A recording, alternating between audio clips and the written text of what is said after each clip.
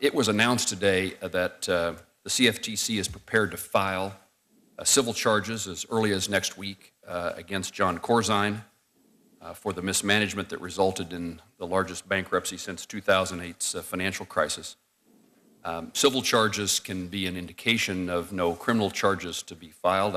I would appreciate knowing an update on the circumstances in which the continual public's request that heads roll when wrongdoing is found occurs. And I would like your analysis, your opinion as to whether or not those who committed either civil violations of the law or committed crimes will pay a price in that regard. And then, again, a question that I've asked you previously, although not recently, about the likelihood that Kansas farmers and others are going to be made whole as a result of the efforts by CFTC in regard to MF Global. As I think we've discussed in other committees, maybe not in front of this committee, as the MF Global matters moved from regulatory to an enforcement matter, this about a year and a half ago in November of 2011, an enforcement matter that might actually include John Corzine, who, though it was 14 years earlier I had been a partner with, I stepped aside from any involvement in that enforcement matter. So I, too, read that, which was in the newspaper this morning, with interest, as you might have, being the first time that I knew what was in the newspaper. So I've been not participating over those 18 or 24 months. But as a general matter, if I can speak to a general matter, I think that you're absolutely right, that our laws, whether they are about customer protection that is so critical to the farmers and ranchers in Kansas, as you mentioned, or the broad rules that we have should be actively pursued not only in civil violations but criminal. We worked very closely with the Department of Justice, for instance, with regard to the enforcement actions we brought around interest rate benchmarks, and we work with the Department of Justice actively on many of the matters we do. Mr. Chairman, I guess I thank you for your answer. As you know, I've been critical of your recusal from these proceedings. Normally, one criticizes someone for not recusing themselves. I would have liked for you to have been involved in the efforts of something that is clearly important. Let me ask you then in that regard, if you would ask, I don't know who now is in charge of the efforts at the CFTC. I believe it used to be Commissioner Summers. Commissioner Summers, and Commissioner Summers is still there, and she's wonderful. But I will also, John Riley, who's the head of our legislative affairs here, will ensure, is John here? Would you ask Commissioner Summers or the CFTC in general to respond to my question in writing? Thank you very much. Let me ask another more specific question. And this deals with the issue of real-time public reporting of swap transaction data. Dodd-Frank required that you write rules around public reporting of swap transactions.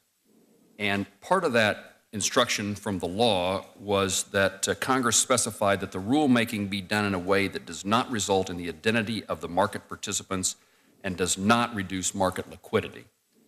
I've met over the course of the last several months with a number of market participants, end-user companies, who trade illiquid points on the curve in large sizes, and they clearly have evidence that their identities are being not disclosed, but are becoming evident.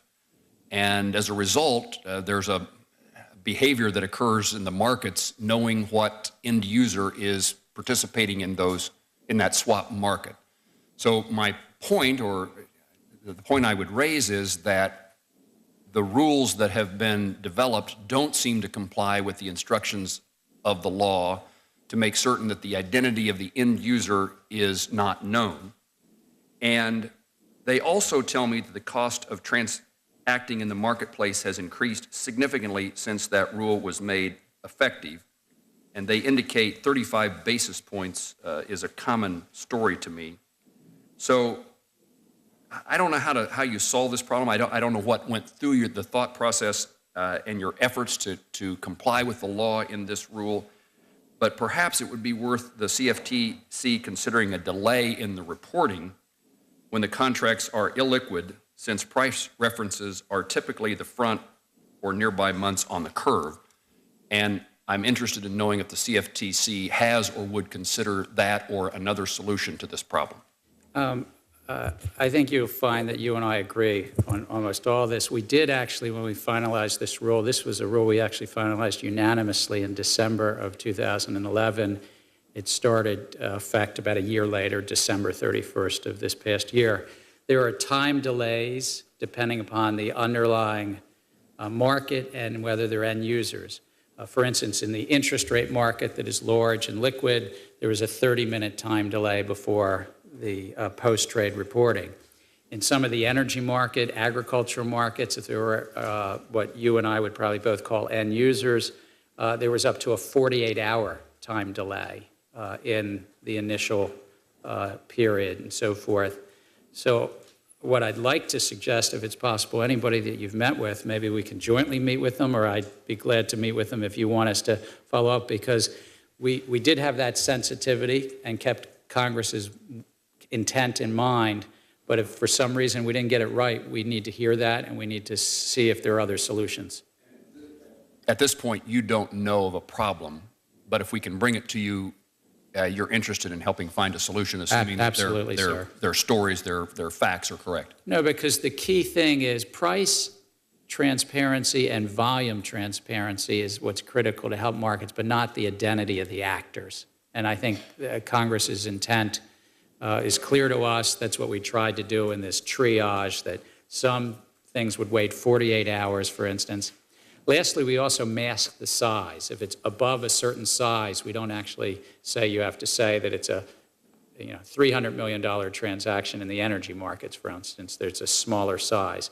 But I would want to work with you. I appreciate that offer, and I'll see if I can get the two or three of us together. All right, thank you. Thank you.